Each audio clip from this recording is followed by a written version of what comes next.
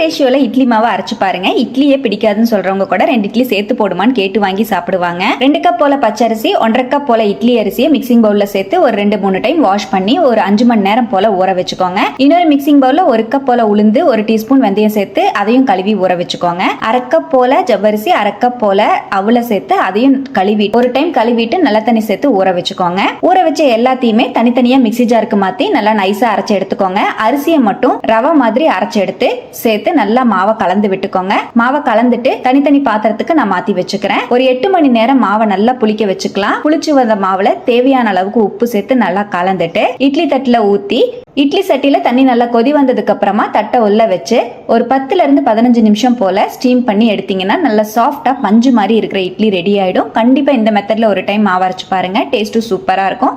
Try பண்ணிட்டு எப்படி வந்ததுன்னு கமெண்ட்ல மறக்காம ஷேர் பண்ணிடுங்க. நம்ம பேஜை ஃபாலோ பண்ணிக்கோங்க. தேங்க்யூ.